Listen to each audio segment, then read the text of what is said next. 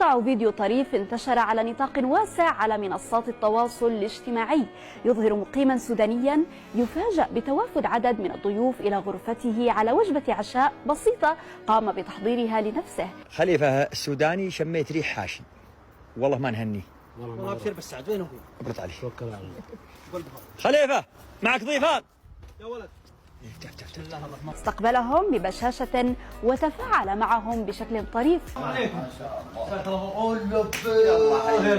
شاء الله مع ريحة الأكل على طول. يا هلا. هذا ضيف جديد ترى أول مرة يجينا. فيما زاد عددهم تدريجيا. وخليفة مزين عشاء ومرحبا ألف. الضيق في القبر يا رب، الضيق في القبر. مرحبا مليو. اقل سبحان الله اللي بارك في ذا القدر. ما عليه ان الضيق في القبر، الضيق في القبر. والله لو نعشيهم من اللحوم. سموا والله انت ذوقوا، والله تشهد. مرحبا الف، الله يجعلها ترحم. خليفه خلاص أنا كذا. خليفه خليك عندك لنخلص.